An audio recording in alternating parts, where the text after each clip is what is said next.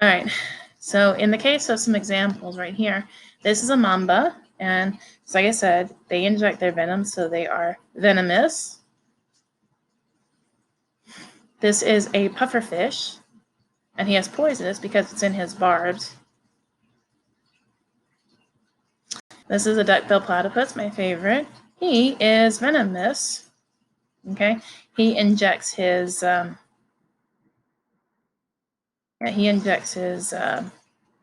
a barb the males have, and they inject their venom that way.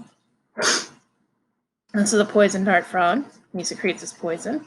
And this is the snake that I was telling you that is both poisonous and venomous, and that is found over in Asia.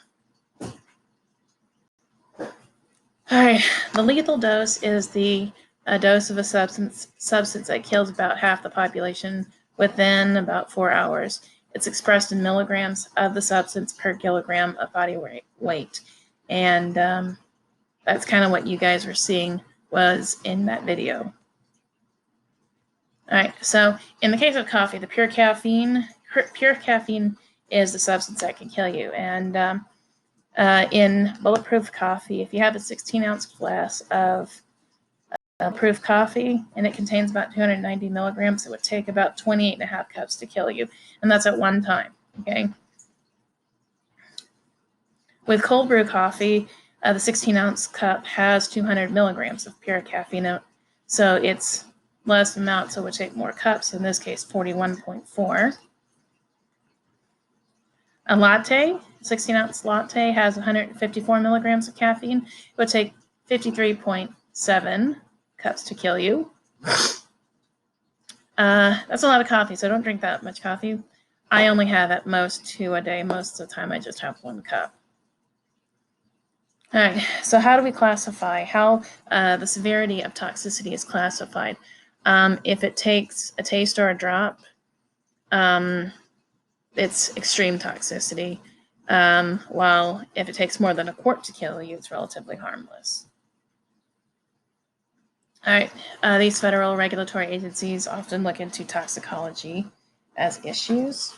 No. What do you have?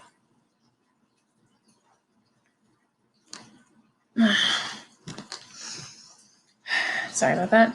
All right, the EPA, the Consumer Product Safety Commission, the Department of Transportation can be an issue. The Occupational Safety and Health Administration, OSHA, workplace incidences. All right, depending on the type of the symptoms, it can help you determine the poison. If person has light poisoning, you'll see burns around the lips and mouth. Carbon monoxide, they'll have like red or pink patches on the skin or on the thigh and chest, and it'll be bright red. If they've been poisoned with sulfuric acid, they'll have black vomit.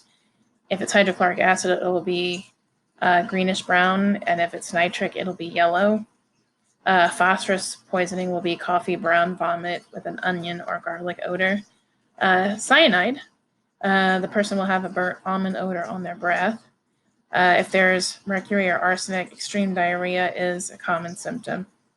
Methyl or isopropyl alcohol poisoning, nausea and vomiting, unconsciousness, blindness. Okay, so in order to prove a case, you have to prove that a crime was committed, first of all. You have to prove a motive and an intent, so the person intended to kill the victim. You have to prove that they had access to the poison, access to the victim. You have to prove that the death was homicidal and it was caused by a poison. All right, so in an autopsy, what coroners and medical examiners will look for will be irritated tissue, characteristic odors. Also, if they see transverse white bands on the nails, these are called Mees lines, okay? And that's indicative of heavy metal poisoning. Other screen tests, they'll look at concentrations at the scene for comparison, but you have to take multiple measurements. One single measurement is not realistic to calculate a dose. And the samples from the body, they'll look at blood, urine, the vitreous humor of the eye, the bile, gastric contents, liver, brain, kidney, and hair and nails. All right, alcohol. All right, ethyl alcohol, it's the most abused drug in America. It's also illegal. 40% of all traffic deaths are alcohol related. It affects the central nervous system, especially the brain. It's colorless and diluted in water, acts as a depressant. It appears within the blood within minutes of consumption. Takes 30 to 90 minutes for full absorption. Most of the detoxing takes place in the liver. 5% is excreted in the breath, the perspiration, and urine, and that's unchanged from the amount in the blood. But just a reminder, guys,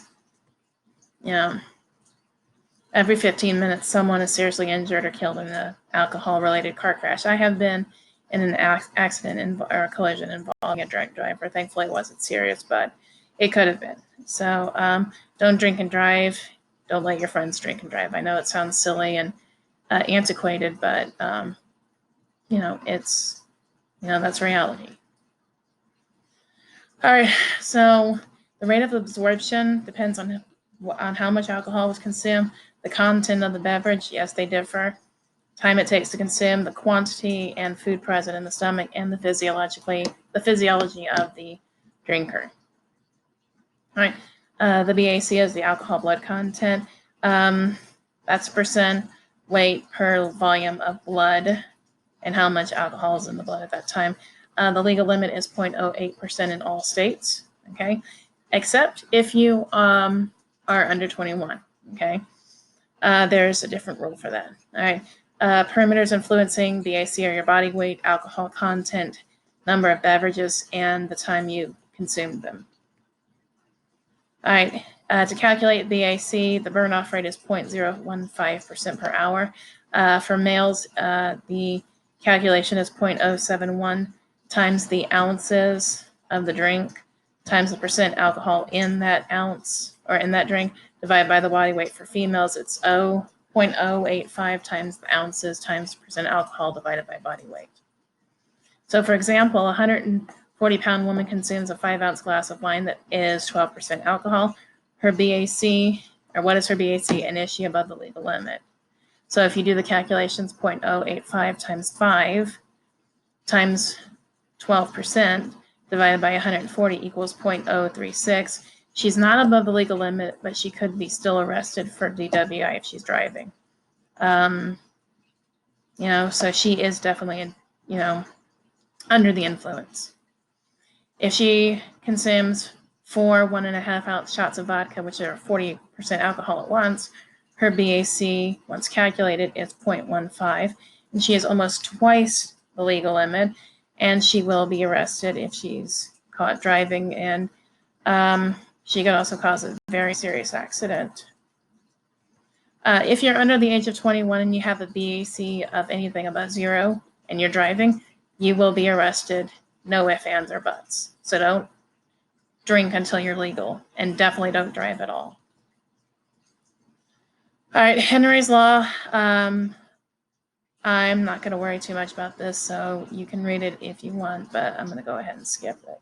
All right, so there are 3 basic field tests they'll perform. I witnessed this when the driver of the car who hit me did that.